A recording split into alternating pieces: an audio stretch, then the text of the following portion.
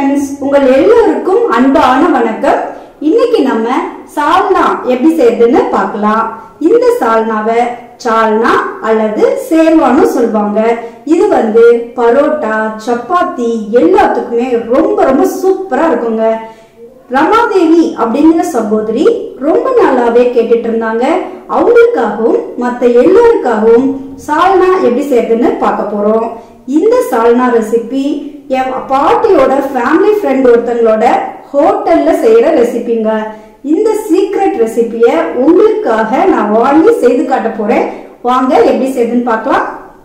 பரோட்டா சால்னா செய்யறதுக்கு நாம இப்போ 2 விதமான பேஸ்ட் ரெடி பண்ணிக்கலாம். முதல்ல 5 டேபிள் ஸ்பூன் அளவுக்கு தேங்காய் துருவல் எடுத்துக்கலாம். இது கூடவே 1 டீஸ்பூன் மட்டும் பொட்டுக்கடலை சேர்த்துக்கோங்க.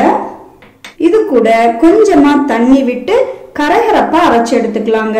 ரொம்ப வெண்ணெய் போல அரைச்சு எடுக்க கூடாதுங்க. கொஞ்சம் கரகரப்பா அரைச்சு எடுத்துக்கலாம். பாருங்க, தேங்காயும் பொட்டுக்கடலையும் சேர்த்து அரைச்சு எடுத்துட்டோம். சால்னா செய்யறதுக்கு இப்போ 2வதா ஒரு மசாலா பேஸ்ட் ரெடி பண்ணிக்கலாங்க. அதுக்கு ஒரு கடாய் அடுப்புல வச்சுட்டோம். இதுல 1/2 டீஸ்பூன் அளவுக்கு செக்ல ஆட்டின கல்லெண்ணெய் விட்டுக்கலாங்க. இதுல வேற எந்த எண்ணெயும் விட்டு செய்யக்கூடாதுங்க. கல்லெண்ணெய் மட்டும் விட்டு செய்யுங்க.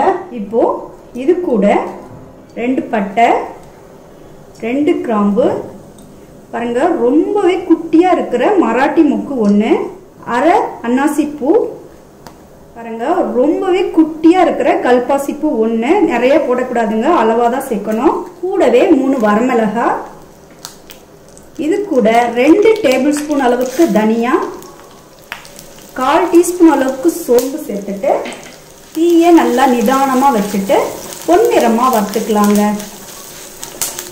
பாருங்க, தனியா பாதி அளவு வறுப்பட்டதும் 1/2 டீஸ்பூன் அளவுக்கு கசகசா சேர்த்துக்கோங்க. இது எல்லாத்தையும் நல்லா மிக்ஸ் பண்ணிட்டு பொன்னிறமா வறுத்துக்கலாம். ஃப்ளேம் சின்னதுலயே தாங்க இருக்கணும். அப்பதான் நல்லா எல்லா பக்கமும் நல்லா வறுபடும். அதே சமயத்துல நல்லா வாசனையாவும் இருக்கும்.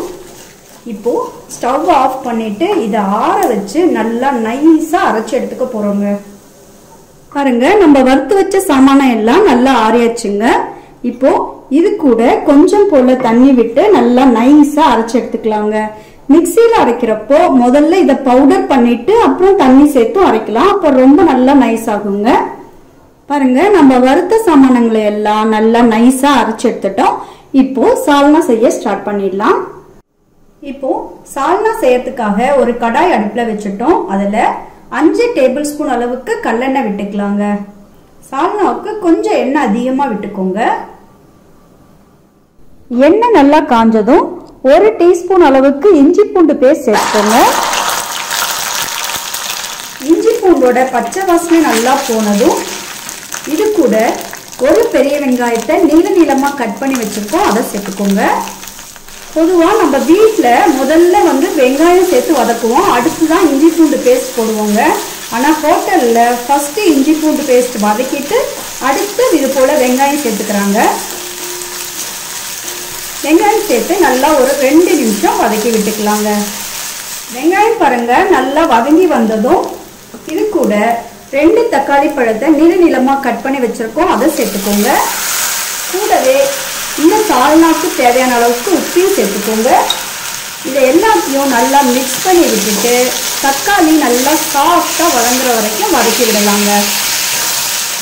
தக்காளி பாருங்க இந்த அளவுக்கு வதங்கினதும் இது கூட ஒரு கொத்து கருவேப்பிலையை இது போல கட் பண்ணிட்டு சேர்த்துக்கோங்க.